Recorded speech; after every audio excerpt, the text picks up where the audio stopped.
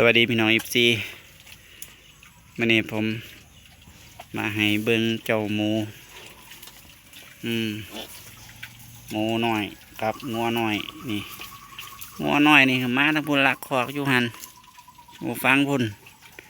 เพิ่นมาเรียนแล้วบาดนี้ถ้าเบิ่งเด้อมันมาวนเวียนอยู่หรอกคอกหมูนี่บ่มีคำว่ายานเลยว่านั้นนี่เห็นเจ้างัวน้อยมานี่เปิดแผงเลยตั้งแผงขึ้นเลยเพิ่นห่วงลูกเพิ่นของเพิ่นยานว่าเป็นตัวที่มาทำลายลูกเพิ่นคิดว่าเพิ่นนะเพิ่นจะห่วงเลยตั้งนี่เจ้าพอพันธุ์นี่ก็เตรียมตัวจะตั้งแผงเลยเด้เขานี่นี่เห็นงัวน้อยเนี่ยเพิ่นที่จองเลยเขามาไกลนี่บ่ได้เด้เพิ่นห่วงลูกก็ให้กินอาหารรอบค่ำพี่น้องเจ้าแม่หมูนี่ครับธรรมชาติของเพิ่นละมันห่วงลูกงัวน้อยนี่มาวนเพิ่นบ่ฮู้จักว่าหยังแล้วเพิ่นมาเห็นคอกหมูเพิ่นก็มาดมคอกนี่มาเริ่มมาไกลแล้วนี่เริ่มมาไกลแล้วถ้าเบิ่งเด้อปลาหมูมันจะแสดงอาการยังไงแพงคอนี่ตังขึ้นเลยเด้เจ้าปังพอบันนี่คันอยู่ไกลๆเป็นถ้าอยู่นอกคลองน้ำกันนี่ว่ามันได้เห็นกีฬาสีเลยเดี๋ยวก็เพื่อความบันเทิงละพี่น้องเลยเฮ็ดไปเพราะให้พี่น้องได้รับชมเพื่อความบันเทิงกันเอามาแล้วนี่วนไปวนมาเจ้าหัวน้อยนี่เอาถ้าเบิ่งถ้าเบิ่งอาการเป็นนี่เอาขนเด้อขนแผงหมูตั้งขึ้นเลยใครว่ายาเข้ามานะยาเข้ามานะ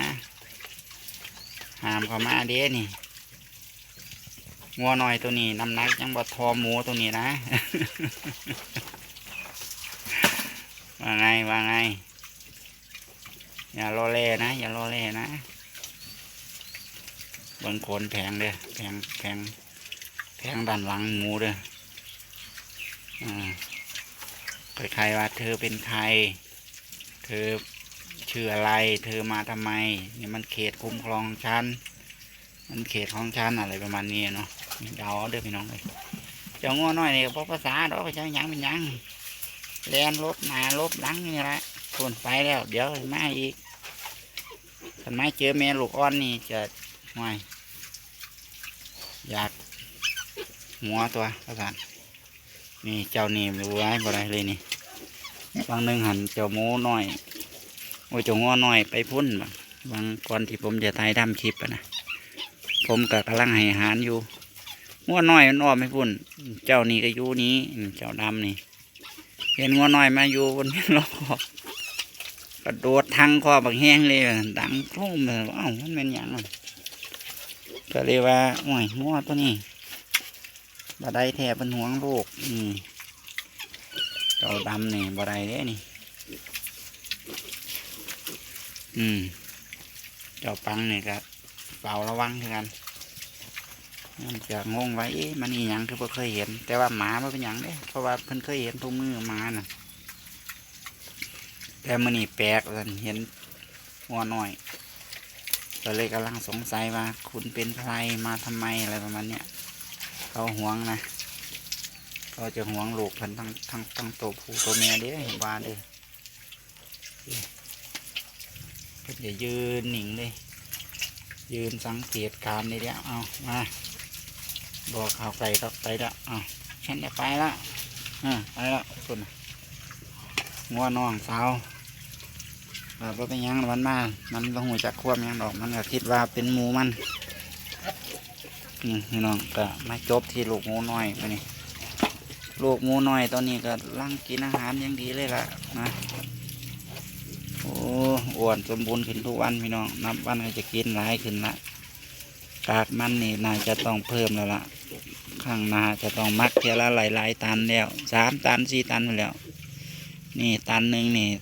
เหลืออีกประมาณจากวันก็จะเบิดแล้วเดี๋ยวพวกหมูน้อยนี่ใหญ่ขึ้นนี่ต้องมักเทละ5 ตันนะก็สำหรับมื้อนี้ก็น่าจะประมาณนี้พี่น้องผมเสียพาเทินก็ต้องขอ